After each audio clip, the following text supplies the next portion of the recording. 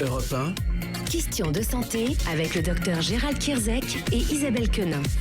On commence, Isabelle, avec votre revue de presse. C'est l'actu santé bien-être du jour. Et vous nous présentez un bulletin scolaire pas comme les autres. Alors Noël, Julie, ce n'est pas que le sapin et les cadeaux, c'est aussi la fin du premier trimestre et le bulletin scolaire qui arrive chez tous les écoliers. Mais en Angleterre, plus qu'un mauvais carnet de notes dans la boîte aux lettres, ce que les parents redoutent le plus, c'est de recevoir une fat letter. Traduction, une lettre de poids. L'école vous informe par courrier que votre enfant est obèse. Cette lettre, qui existe depuis 2005, choque énormément les parents. Mais Sally Davis, qui est Madame Santé British, la défend mordicus et elle rappelle que l'obésité en Angleterre touche 20% des 10-11 ans et 10% des 4-5 ans. Ce courrier a pour but d'informer, dit-elle, mais surtout d'ouvrir un dialogue et pourquoi pas de proposer des solutions. En aucun cas, son objectif est de stigmatiser ou de culpabiliser. Peine perdue, car pour les parents, la lettre est ressentie comme une humiliation. La fat letter, c'est beaucoup moins sympa que la lettre du Père Noël. Les distributeurs automatiques de billets sont tapissés de microbes. Distributeurs, tirettes, peu importe le nom qu'on leur donne, ils sont tous crapoteux. Des chercheurs de l'université de New York ont fait l'expérience sur plus de 66 appareils situés à Brooklyn, Manhattan et dans le Queens. Alors pourquoi cette étude ? Pas parce qu'ils s'ennuyaient à l'université, mais dans un souci de santé publique, et ils n'ont pas été déçus. Ils ont trouvé de tout, des bactéries issues de la peau humaine et déposées sur les touches, des champignons. Attends, le pire est à venir. Des champignons microscopiques que l'on trouve habituellement dans les intestins. Attends, c'est pas fini. D'autres champignons provenant, eux, de la muqueuse génito-urinaire. Là, c'est vraiment crade.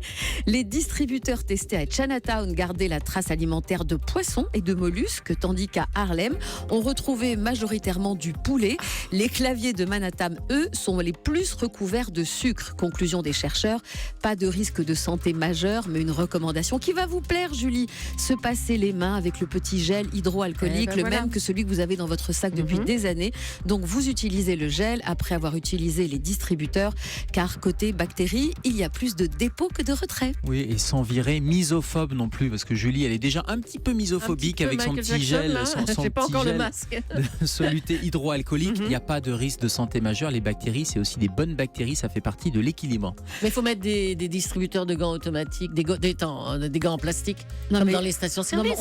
On va juste chercher de l'argent, Julie, on va pas faire ses courses. Non, mais franchement, il y a ça dans les stations-service quand on se sert tout seul. Ben voilà. Et oui, Julie. C'est n'importe quoi ce que j'ai dit. On enchaîne. Lutte contre les déserts médicaux. C'est quoi ça ? Selon l'association UFC Que Choisir, un Français sur 3 vit à plus de 30 minutes d'un médecin. Pour 5% d'entre nous, c'est même le désert. Il leur faut parcourir 100 km pour consulter. Alors, mis à part la Savoie et la Loire-Atlantique, qui s'en sortent plutôt bien, toutes les régions sont touchées, y compris Paris, où l'immobilier est tellement cher qu'il dissuade les médecins généralistes d'ouvrir un cabinet en ville. Alors peut-être une solution avec cette décision de Marisol Touraine qu'elle a révélée donc hier. Elle a décidé de relever le numerus clausus de médecins à former, 11% de plus. Ça fait tout de même, Gérald, 478 médecins généralistes supplémentaires. Enfin, moi, je suis pas persuadé, les études non plus, que l'augmentation du numerus clausus, ça augmentera le nombre de médecins qui s'installent, parce que les déserts médicaux, c'est pas nouveau. Le numerus clausus, c'est le nombre de médecins qui vont être formés, mais c'est le robinet d'entrée. Or, le robinet de sortie, c'est-à-dire l'installation, il n'est pas régulé par le numerus clausus, donc il faut plutôt aller sur des mesures incitatives et pourquoi pas former des paramédicaux, des infirmières cliniciennes, là aussi pour dans certaines zones, pouvoir faire des tâches médicales sous responsabilité des médecins. Et ben, ce sera la mesure suivante ou pas. Dans quelques instants, notre dossier santé du jour. Quels sont les bienfaits des épices ? Vous appelez 3921 pour poser toutes vos questions.